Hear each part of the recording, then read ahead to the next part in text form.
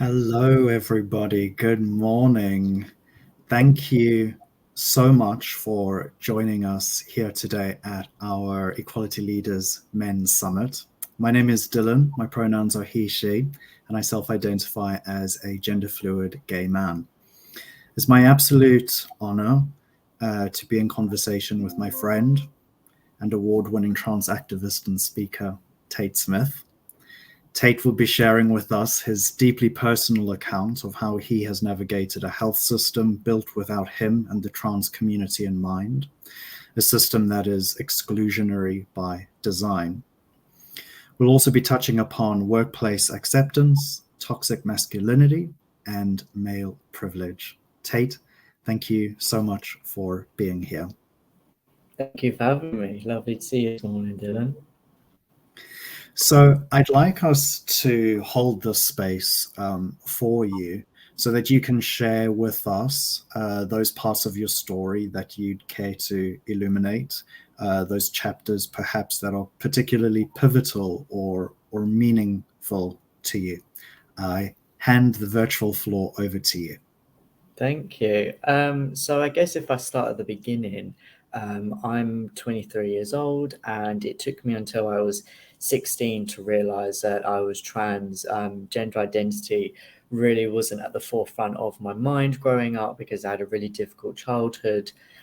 So to cut a long story short, once I realized that I was trans, after stumbling across a female to male transgender person on YouTube, just like myself, something just clicked within me, and I immediately knew that I had found my identity. And I raced home to tell my dad, who I was living with at the time, and he told me simply, "Not under my roof, mate." So I had to go back into the closet for 2 years, during which time I really spent exploring both my masculinity and my femininity. And at the end of those 2 years, after convincing myself that gender dysphoria was a phase, I realized actually it's not. So I took the steps to privately medically transition because the NHS waiting list was 2 years at that time, and that was in 2018. And I'm still on this waiting list after transitioning privately because the waiting lists are like 5 to 6 years now.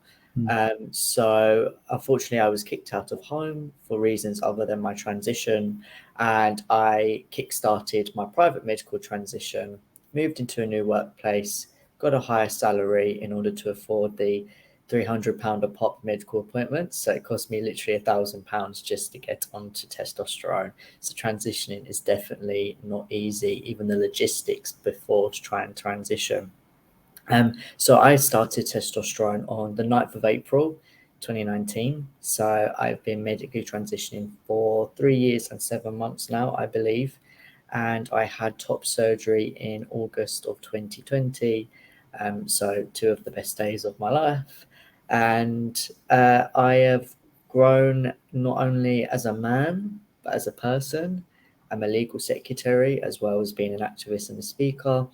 So I have a corporate day job, and I'm really passionate about trans representation in the media as a whole, but also in corporate spaces. Hence why I do a lot of panels like these and my own lunch and learns, where I discuss the topics that we'll be touching on today. So since then, I've been looking deep into my masculinity and not focusing as much actually on the changes that have been coming with my medical transition. I still get excited when I see new chest hairs and so forth, but I'm really looking to hone in on the topics that actually we'll be discussing today: toxic masculinity and male privilege. Lots of what I would say side effects, quote unquote, of my transition because they're not medical and I didn't expect them, but they've been a really massive part of my transition. Mm.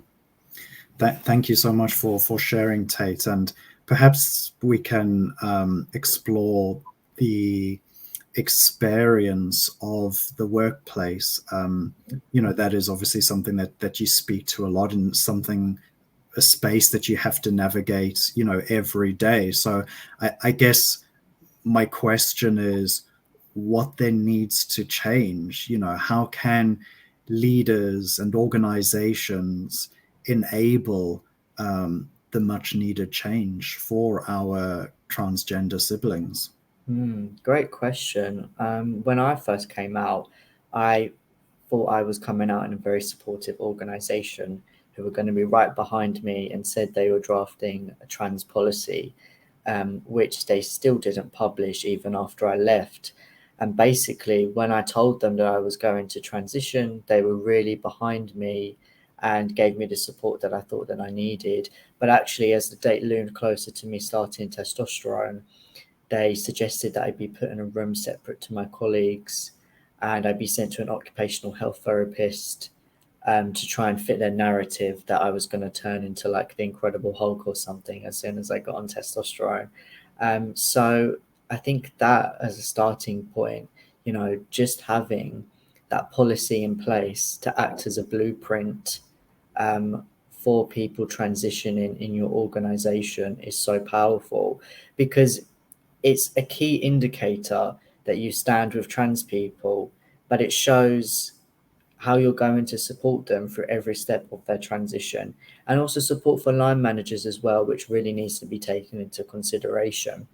I'm really lucky that I did actually leave that organization after they extended my probation because I was trans, because they were worried about me and not actually because of my job. And I moved into another organization which was really at the forefront of trans inclusion. And this was because they championed their internal employees, consulted them, hosted lots of interesting panels and events to keep that conversation generated all year round. And they put trans people on a level playing field as their other employees. As a bare minimum, every organization should have a trans policy. In fact, I say should, they must, but they must also take into consideration private medical health insurance and making sure that gender affirming healthcare and surgery is covered under this. Otherwise, your benefits are only benefiting non-trans employees. So you've really got to be specific about that, but also have senior allies, especially in the executive board, senior leadership, sending emails saying, we've heard about the Prime Minister potentially looking at revoking trans safety provisions in the Equality Act. We stand with you. We stand with you in celebration Trans Awareness Week or Trans Day Visibility and so forth. These really, really simple things can create so much change in the workplace. Thank you. And what would you say is the biggest stumbling block in your experience, and when you speak to others, why are organizations, why do they seem resistant to, or what are they afraid of in terms of putting together a trans inclusion policy? What are some of those stumbling blocks that they've encountered, or what are their fears stopping them from doing this? Yeah, I think in my experience, it's the scared of saying something wrong, which I totally understand. But being trans is not a taboo topic. Um, it should be approached lightly and sensitively, but it doesn't mean it should not be addressed at all within organization. But I think it's the lack of education and awareness as well. And there's lots of advocates and activists like myself who are doing the work, who are training people, who are doing the lunch and learns, who are doing the panels and consulting on policies and setting up businesses. But if you're not consulting these lived experiences, these very people, and hearing their side of things, then you're not going to know where to start. And I think that's a really prominent issue as well, not knowing where to start. But it starts so simple, just by learning language, by consulting real life trans people.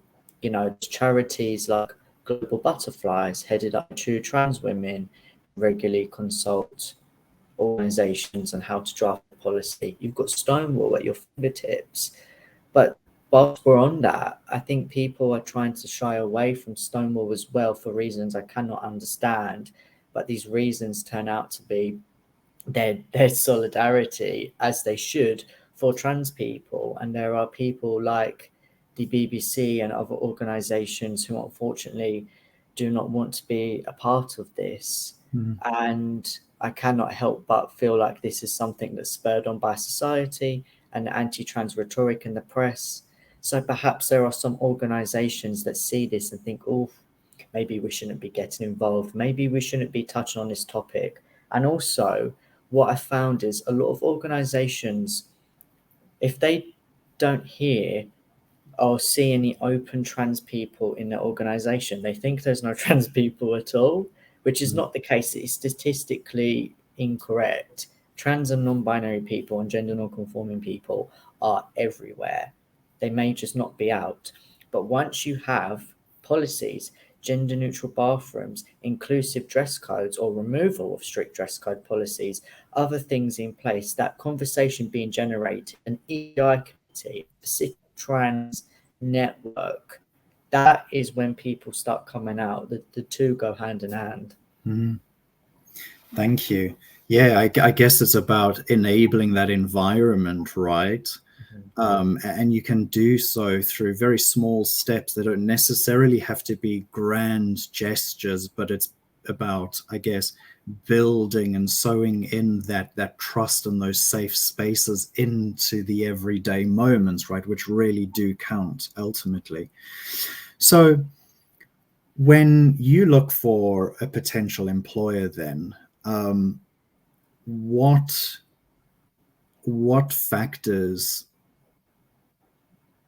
play a part in your decision whether you work for them or not, and perhaps what are some of those red flags that you look out for being a transgender man? So for me, if I'm interviewing somewhere, I'm looking at a potential organization, I always look to their website and see what work they're doing within the community. Now, pro bono work, especially if it's law firms, which is my field, they have to do it under Solicitors Regulation Authority rules. So I kind of take that with a pinch of salt. And also I look to see if they've just got the bare minimum. We support all protected characteristics under the Equality Act, which is our equality legislation in the UK, because everybody can put that on a website. But if you demonstrate the work that you're doing, that's going to attract me to your organization. I have a principle that I won't work anywhere that doesn't have a trans policy in place.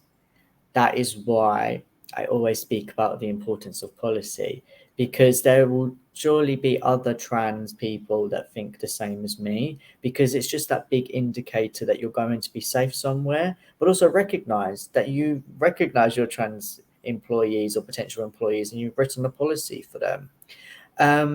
But also there are some posts that organizations make that might be gender critical. I look out for those, who they're funding, what they're posting about regularly. If they are posting, for instance, like this week for Trans Awareness Week, that's something that really attracts me. And looking at who they're sponsoring as well. Like I recently attended Trans in the City on Monday, and it was so fantastic to see 600 people there, and all these organizations and allies. Now, as a trans person, if I was unemployed, I would be applying to every single one of those places because they've clearly indicated they care about trans people. And one big recent example is obviously Virgin Atlantic, who implemented their inclusive dress policies. And since then, applications have doubled. And of course they have. And that is the real power of implementing those inclusion initiatives in your organization and taking it really seriously, not just as a tick box exercise. Mm-hmm. So what you're basically saying is that it's one thing to say that you're an inclusive employer and you protect people according to the legislation, that, you know, that speaks to that whole compliance piece. And it's quite another when you're actually looking whether these translate into actions, right? Are actions and values aligned? Yes, you've got to be able not just to talk the talk, but walk the walk as well, haven't you?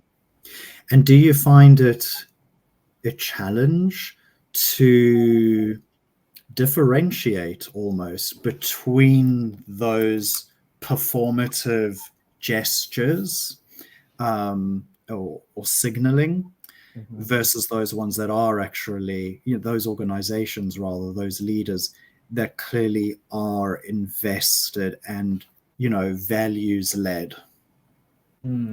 Well, whilst we're on the subject of Virgin Atlantic, they've had to remove that policy specifically on the flight that's going to Qatar for the World Cup. So that didn't last long, did it? But I appreciate the difficulties that they are facing. However, I'm hugely disappointed. And I'm really disappointed when organizations just do their minimum, say, pride flag, just for Pride Month, and they don't generate any conversation all year round. I also think that there's a lot more to be done, and it's really, really hard to kind of differentiate that sort of performance activism, as it were, because, you know, everybody looks great when they're showing what they're doing in the organization and events they're holding. Say it's for Pride, you know, everybody has a marketing team. You never know what it's like inside, and if the employees are actually inclusive or not. And it's the employees ultimately make that inclusive environment and make or break your experience as an LGBTQ plus person. Thank you. We actually have a question from Matthew. So if you don't mind, Tate, I'll share that with you now. So Matthew says, fully agree on the must have a policy relating to trans employees. However, I think that the content of the policy is more important than having the policy itself, such as isolating a person in transition. What would you recommend as the must have and the must have nots as part of the policy? That's a fantastic question. Thanks for asking us, Matthew. I think if I start with the must-haves, a transition care plan or an action plan, as some people call it. So a chance for the line manager and the trans person to sit down and really be led by that trans person as to what their transition is going to look like. Because not everybody medically transitions. People socially transition. People find that they have to face these long, extreme waiting times. So they have no choice but to socially transition. So changing their name and their pronouns and perhaps the way that they dress and coming out to everybody. So that would be my first thing. Dress code, amending that so that people aren't limited as to their gender expression. A real indicator of your facilities, and not just saying, well, hopefully you have gender neutral bathrooms and just having a line about that, but saying we will not tolerate any sort of bathroom debate. A trans person is allowed to access any bathroom of their choice, and they don't have to go into the gender neutral bathroom, which often is the disabled toilet, which I've seen with a little sign just covering it. And making it known that you will not tolerate any forms of transphobia or harassment, and incorporating that into your bullying and harassment policy and code of conduct. Buddy schemes, assigning somebody, somebody who can, separate to the line manager, who can support them through their transition. There's a lot to be considered here. and I don't have enough time to go through every sort of subheading I would put on my dream policy. But those would sort of be the high level points. I think the have-nots, I think, you know, removing any sort of harsh sort of language or saying, we must not speak to any trans people, or like there shouldn't be that block to say that you can't approach somebody, or you should just leave somebody alone. Speaking to that, isolating, they are on the same level playing field as us, and please don't feel like you can't incorporate them into your events, and you have to like tread lightly around them as well. Thank you. Some great pointers, and as you say, Tate, the tip of the iceberg, right? Mm-hmm. Thank you. So I'd like us to maybe switch gears here a little bit and move on to your thoughts around masculinity and male privilege. I know you have experienced the very real world impact of male privilege now. And so, how has this impacted your journey? Well, it's been very fascinating to say the least. I mean, as soon as I transitioned, I found that I was immediately treated with so much more respect just based on the fact that I was male presenting. I mean, unfortunately, whilst presenting female, I experienced catcalling and harassment and whistles from builders and rude comments about the size of my chest. And now I find that nobody comments on the way that I dress or tells me to smile more or makes my opinion feel lesser than a man's. And in turn, I find myself having to get men to listen to women, say in a meeting or working environment, who are perhaps saying the same exact thing as me, but they're being ignored just based on the fact that they're a woman.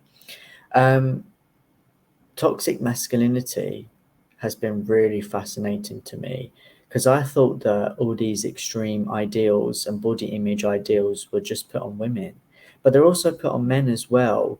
Because as soon as I started transitioning, people thought that I was going to get big and go to the gym and all of a sudden start playing football, when my close friends knew that I'm not interested in sport at all, and I can just about go for a long walk, let alone a long run. So I that hear was you on that. yeah, so that was really not of interest to me. But people started saying things like, "You can't cry, you can't be scared of spiders. Are you going to get a beard? What tattoos are you thinking of getting? Are you going to get with loads of girls now? Are you going to play the field? Are you going to date a lot?" Like, it was just really interesting to see what everybody thinks a man should act like. And also, my emotions are not taken as seriously now I'm living as male. So a fun fact about testosterone is that it actually dries your tear ducts up, so it makes it more difficult to cry. So men are biologically wired to find it more difficult to cry, which means that if I'm trying to convey emotion, because of my sort of inner, you know, biological makeup now, I'm sort of trying like um those emotions are coming across as anger and irritability, rather than sort of rational sadness, if that makes sense. Yeah. So I find myself having to calm myself down a lot and take deep breaths, because if I'm having an upsetting conversation, or perhaps a friend is crying, I can't convey that same level of emotion now. But on the topic of male privilege, one thing that I did experience whilst presenting females, obviously being scared of a man walking behind me late at night. And now I find myself crossing the road from women when I was crossing the road from them, um, because I don't want any woman to feel the same way that I used to. I don't want any woman to ever feel unsafe whilst I'm walking behind them late at night. I used to do the whole keys in between my knuckles and crossing the road and leaving events early and planning my route home and getting friends to text me, um, to make sure that I was home safe. Nobody does that when I'm a guy. When I Mm, leave friends' houses now, nobody says, "Oh, let me know when you're home safe," because people recognize, as a man, nobody's going to dare do anything to me. But that experience was completely different.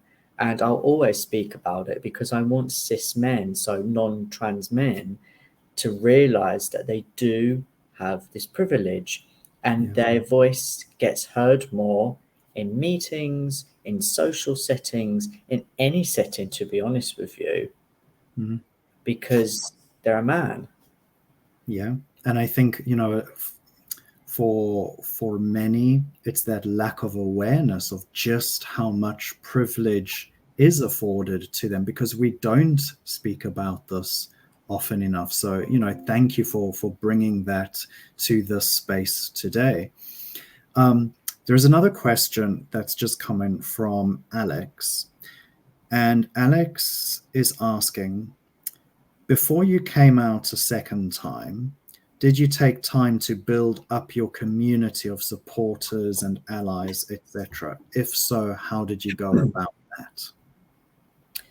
I didn't within those 2 years that I spent closeted. I had to do it after I started transitioning. That's a really good question, actually, because I still had that lack of family support, and I still do now. I've completely shut off from my family. I don't speak to anybody. I don't need anybody toxic and who's not going to support me in my life. But what I did was I moved into a new organization that had a really great LGBT network. And that's how I started building my own support network, by meeting other people just like me. And then I started volunteering with trans specific charities, meeting other trans people. And then I started meeting friends of friends, going to support groups, go into queer specific spaces and safe spaces, sober spaces, where I could meet friends and talk about topics outside of my transness. Mm, So that's where I really started building that support network. But I mean, fast forward 2, 3 years, and that's just the magic of time.